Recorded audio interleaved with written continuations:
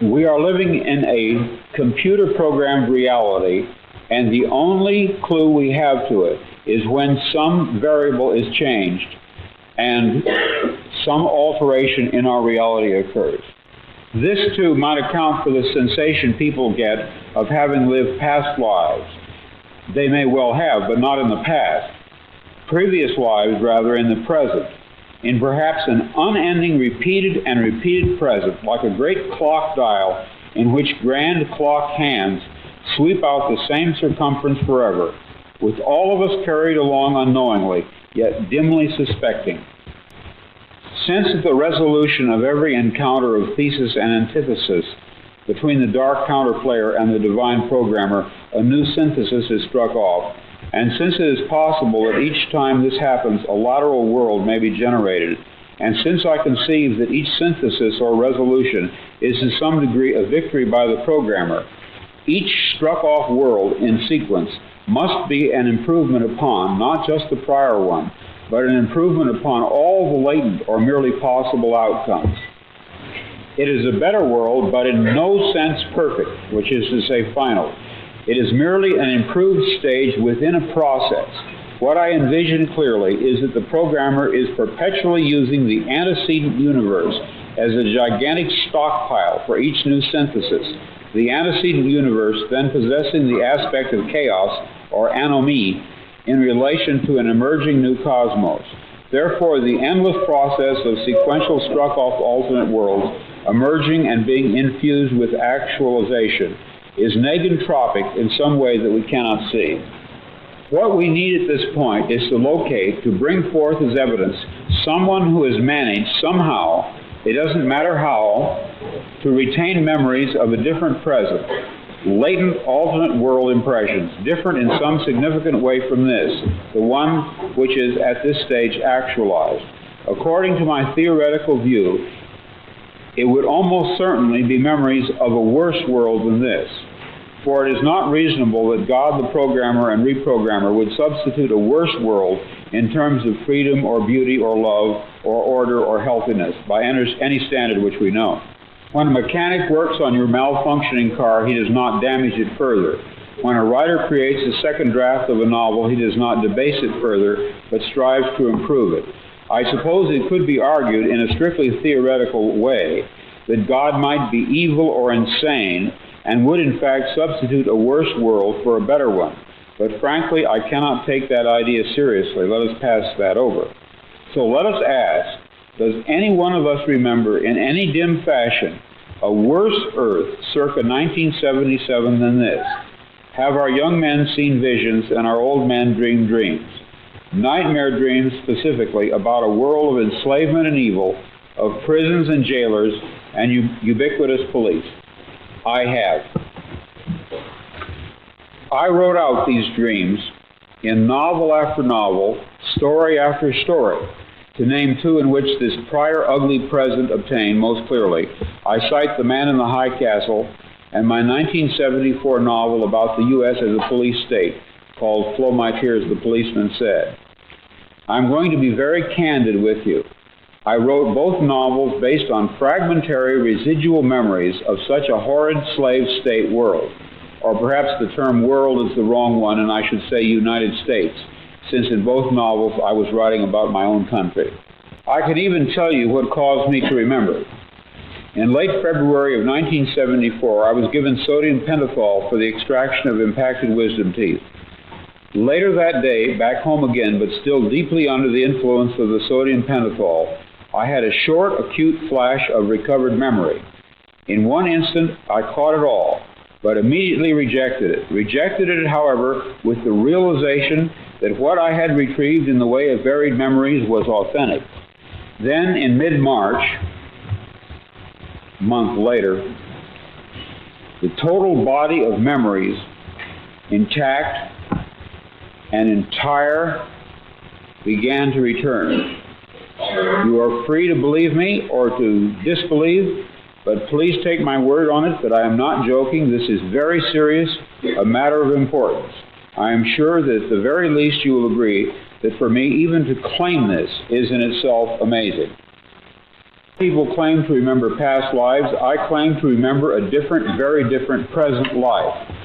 I know of no one who has ever made this claim before, but I rather suspect that my experience is not unique. What perhaps is unique is the fact that I am willing to talk about it.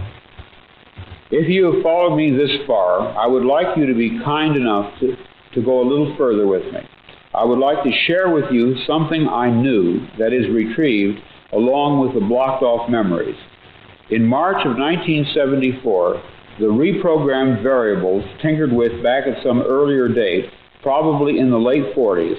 In March of 1974, the payoff, the results of at least one and possibly more of the reprogrammed variables lying along the linear timeline of our past set in. What happened between March and August of 1974 was the result of at least one reprogrammed variable laid down perhaps 30 years before, setting into motion a thread of change which culminated in what I am sure you will admit was a spectacularly important and unique historical event, the forced removal from office of a President of the United States, Richard Nixon, as well as all those associated with him. In the alternative world which I remembered, the civil rights movements, the anti-war movements of the 60s had failed, and evidently, in the mid-70s, Nixon was not removed from power. That which deposed him, if anything indeed existed that did oppose him or could oppose him, was inadequate. Therefore, one or more factors tending toward that destruction of the entrenched tyrannical power had retroactively to us come to be introduced. The scales, 30 years later, it had been 2,000 years ago at its inception. It was regarded as subversive and revolutionary, and let me add, this appraisal by the police authorities was correct. It took me almost 2 weeks after the return of my memories of my life in Track A to rid myself of the overpowering impression that all references to Christ, all sacerdotal acts, had to be veiled in absolute secrecy. But historically, this fits the pattern of a fascist takeover, especially those along Nazi lines. I also would like to tell you, if you have followed me this far, to accept my statement about my other memories under the sodium pentothal which returned. That world was a prison. It was dreadful. We overthrew it, just as we overthrew the Nixon tyranny, but it was far more cruel, incredibly so, and there was a great battle and loss of life. It was in February of 1974 that my blocked-off memories of Track A returned, and it was in February of 1974 that my novel, Flow My Tears, the Policeman Said, was released finally after two years' delay. It was almost as if the release of the novel, which had been delayed so long, meant that in a certain sense it was all right for me to remember. That is, to remember that the book was not fiction. The book was based on subliminal memories which I had of such a world. But perhaps until the book was actually released, it was better that I did not remember. Why that would be, I do not know. But I have the impression that the memories were not to come to the surface until the material had been published very sincerely on the author's part as what he believed to be fiction. Perhaps, had I known, I would have been too frightened to write the novel. As it was, I was very frightened anyway. There was something about the novel that frightened me a great deal. Or perhaps I would have just shot off my mouth and told everybody and somehow interfered with the effectiveness of that book and such other books of mine as Man in the High Castle, which were also based on residual memories. The effectiveness of those novels might have been impaired. I do not even claim there was an intended effectiveness. Perhaps there was none at all.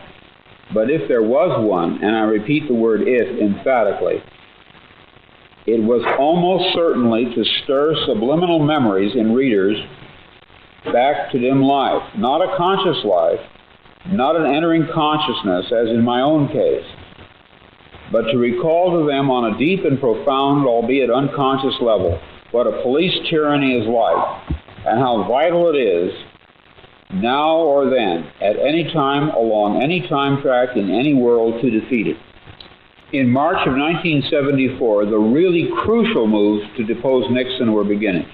In August, 5 months later, they proved successful. It seems to me that in many ways, ideas have a life of their own. They appear to seize on people and make use of them.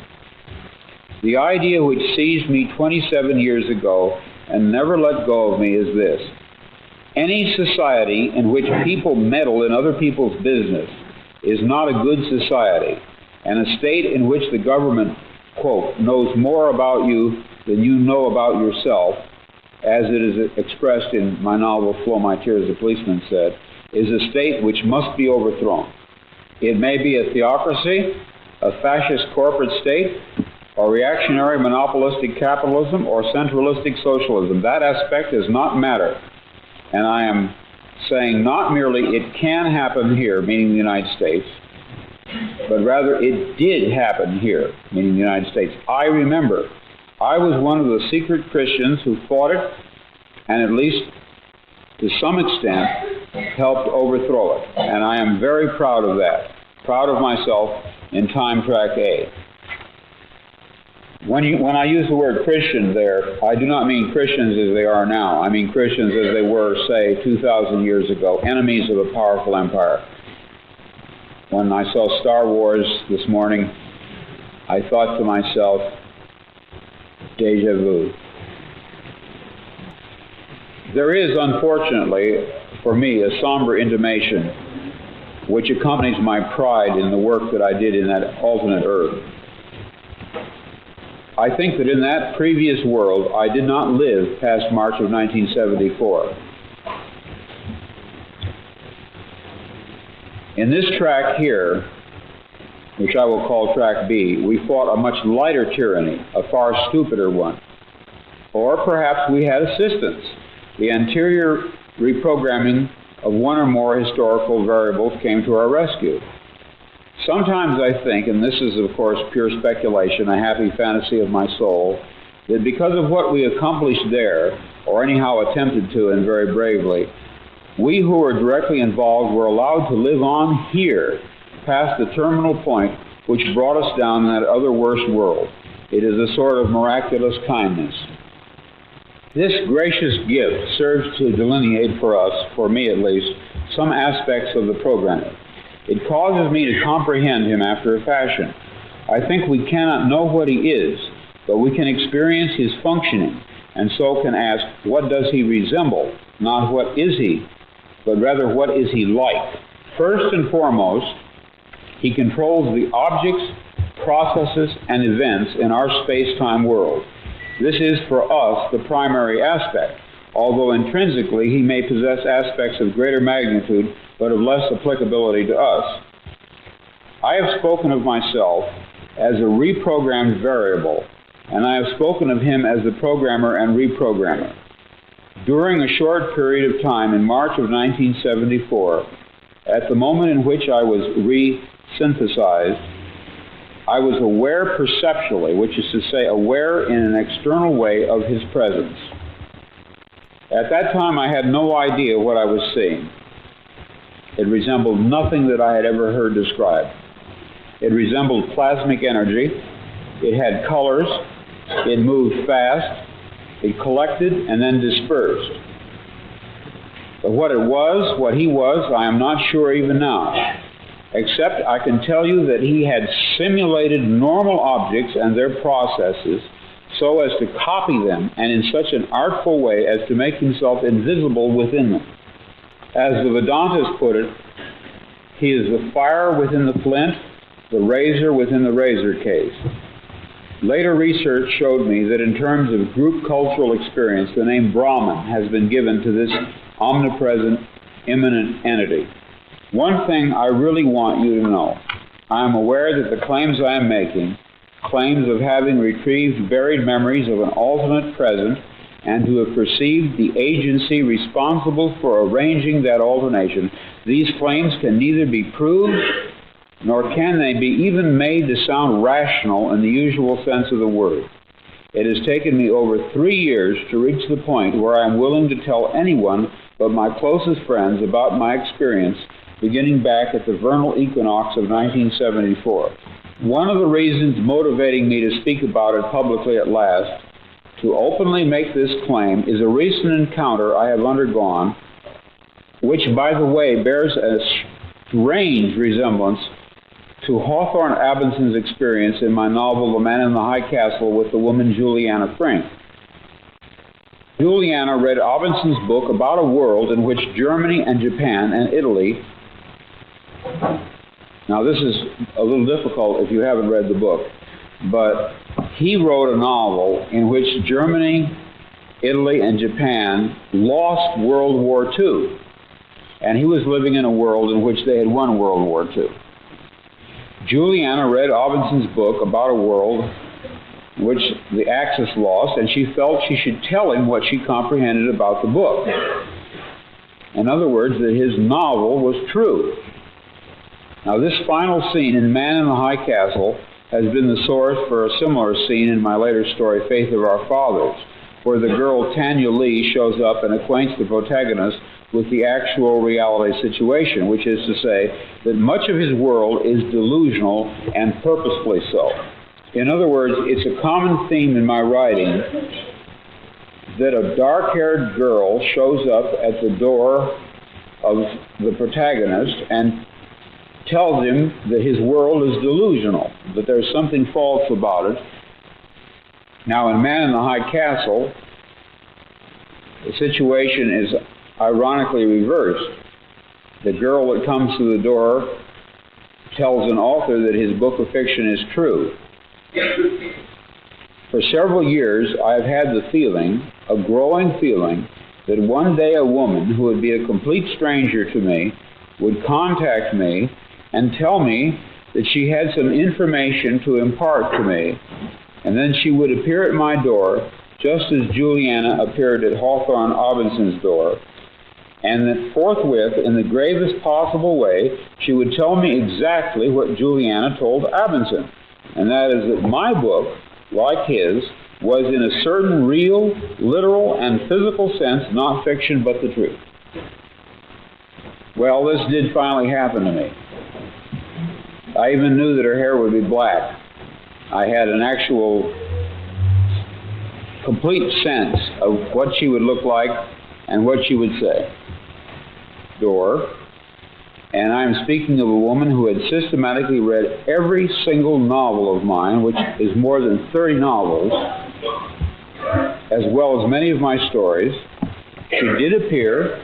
She was a total stranger, and she did inform me of this fact, that some of my fictional works were in a literal sense true. Now, I had posited in 1974, when my memories of this alternate world came back, that if these memories were authentic, that it was only a matter of time before a contact, a cautious, guarded probing by someone would occur, initiated by a person who had read my books and for one reason or another deduced the actual situation. I mean, knew what the significant information was which the books and stories carried. Now, this woman knew from my novels and stories which world I had experienced, which of the many.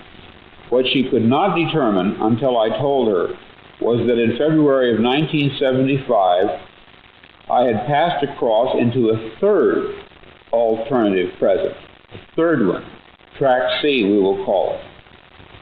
And this was a garden or park of peace and beauty, a world superior to ours, rising into existence.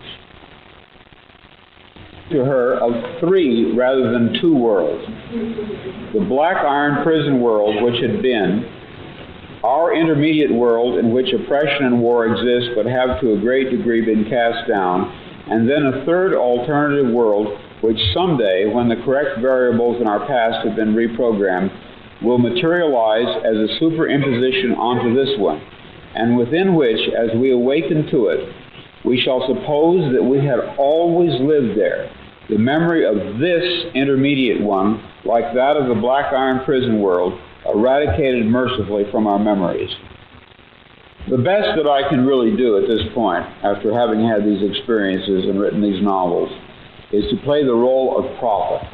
of ancient prophets and such oracles as the Sibyl at Delphi, and to talk of a wonderful garden world, much like that which once our ancestors are said to have inhabited.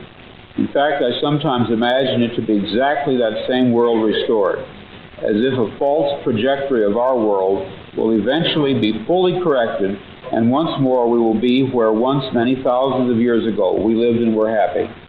During the brief time I walked about in that garden world, I had the strong impression that it was our legitimate home which somehow we had lost. The time I spent there was short, about 6 hours of real elapsed time, but I remember it well. In the novel I wrote with Roger Zelazny, Deus Irae, I describe it toward the end, at the point where the curse is lifted from the world by the death. What's amazing to me about this park-like world, this tract C, was the non-Christian elements forming the basis of it. It was not what my Christian training had prepared me for at all. Even when it began to phase out, I still saw sky, I saw land and dark blue smooth water, and standing by the edge of the water, a beautiful nude woman whom I recognized as Aphrodite. At that point, this other, better world had diminished to a mere landscape beyond a golden rectangle doorway. The outline of the doorway pulsed with laser-like light, and it all grew smaller and was at last gone from sight. The 3 to 5 doorway, devouring itself into nothingness, sealing off what lay beyond. I have not seen it since, but I had the firm impression that this was the next world, not of the Christians, but the Arcady of the Greco-Roman world, something older and more beautiful than that which my own religion can conjure up as a lure to keep us in a state of dutiful morality and faith. What I saw was very old and very lovely. Sky, sea, land, and the beautiful woman, and then nothing, for the door had shut, and I was closed off back here. It was with a bitter sense of loss that I saw her go, really, since it all constellated about her. Aphrodite, I discovered when I